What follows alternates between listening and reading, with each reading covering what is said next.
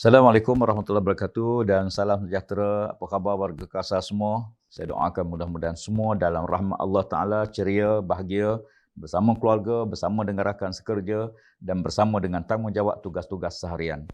Pada bicara kita pada pagi ini, saya ingin berkongsi suatu hadis Nabi SAW yang sangat menarik untuk kita kongsi bersama. Yang pertama sekali, semua kita ingin menjadi manusia yang paling baik. Manusia dia baik dengan Allah Ta'ala, baik dengan rakan-rakan, baik dengan jiran tetangga, bahkan dengan keluarga sendiri. Ada orang kadang-kadang dia jadi hebat di luar rumah, tapi dia sangat keras dengan rumah dia. Dia boleh bergurau dengan kawan dia boleh bersenda, gurau dengan kawan dia, tapi benda tu hilang bila dia balik rumah dia. Balik rumah dia kasar dengan isteri dia berkasar dengan dia tidak boleh toleransi dengan keluarga sendiri. Ada orang yang kadang-kadang baik dengan keluarga dia, dengan isterinya, dengan anak-anaknya, tapi sangat tidak baik dengan kawan-kawannya, sama ada sahabat sepejabatnya atau kawan di luarnya. Manusia berbagai dimensi, berbagai bentuk. Tetapi ada suatu peringatan Nabi SAW. Kita kongsi bersama hadis ni. Pertama kata Nabi SAW, ittaqil maharim, takun a'badan nas. Jauhilah perkara yang diharamkan oleh Allah Ta'ala, nescaya kamu akan jadi seabid-abid manusia. Manusia paling beribadah pada Allah Subhanahu Wa Taala. Tuan-tuan sekalian, perkara haram ni bukan saja dia merosakkan sumber, umpama pepatah Melayu sebut, kerana nila setitik maka rosak susu sebelanga.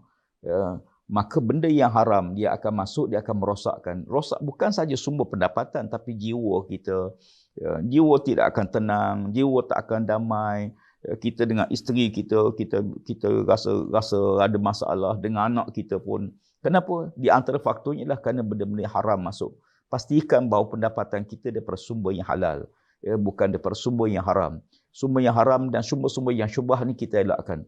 Kerana dia bukan saja tidak baik untuk kita, bahkan dia merosakkan pemikiran kita, merosakkan jiwa kita, merosakkan hubungan kita dan sebagainya.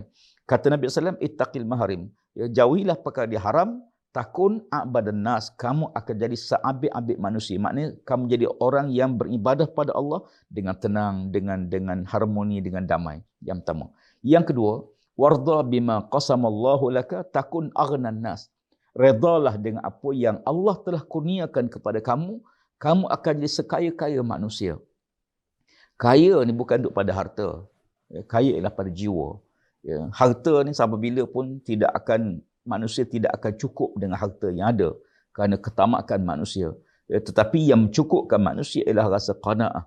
Allah Subhanahu Wa Taala, Nabi sebut dalam hadis, redha dengan apa yang Allah tentu. Kita berusaha dengan cara yang halal. Kita bekerja sungguh-sungguh.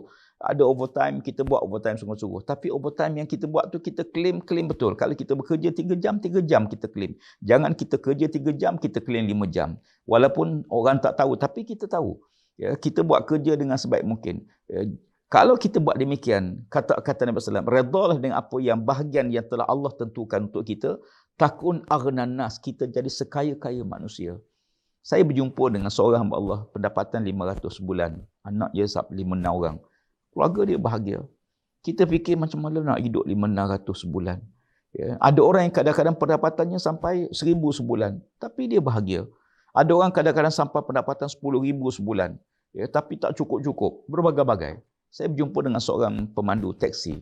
Dia menceritakan pengalaman dia. Dia kata dulu pendapatan 300-400 bulan. Waktu tu dia boleh simpan duit. Sekarang dia kata pendapatan dia naiklah sikit dalam 1,000-2,000 sebulan. Tapi kadang-kadang dia rasa fikir, dengan 2,000 sebulan sepatutnya lebih banyak simpan. Tapi dia kata tak tahu ke mana duit. Saya tanya dia perkara. Pertama sekali, apa beza? Apa beza yang membezakan pendapatan 500 boleh simpan selain pada tanggungan? Tapi tanggungan tu dia bergerak mengikut tanggungjawab kita. Dulu 300 cukup waktu itu, harga barang masa itu. Sekarang 1,000 cukup waktu sekarang dengan kos sekarang. Tetapi apa yang beza? Kenapa dulu boleh simpan? Cuba fikir. Dia kata dulu dia yang dia rasa sangat ialah dulu dia ada waktu dengan Allah Ta'ala. Ada waktu semayang dia jaga, waktu baca Quran dia jaga, waktu zikir dia jaga.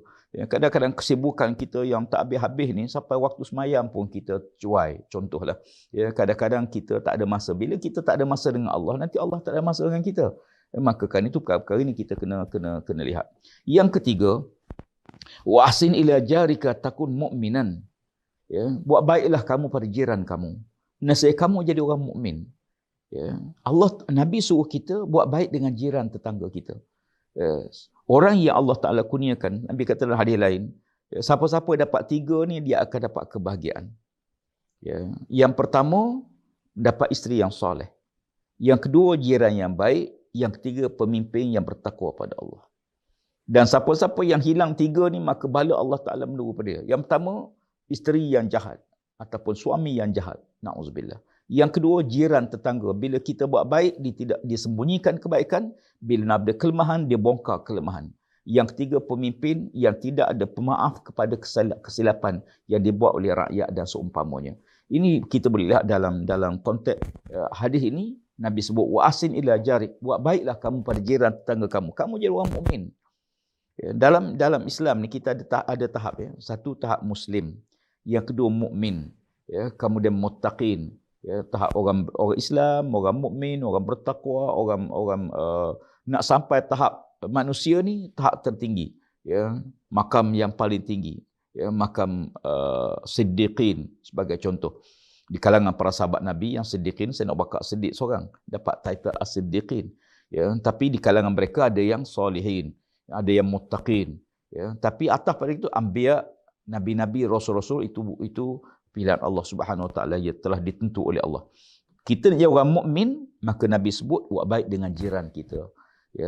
Wa hibban nas ma tuhibbu li nafsik. Takun musliman. Kamu buat baiklah kepada manusia sebagaimana kamu hendak manusia itu buat baik pada kamu. Kamu akan jadi seorang muslim.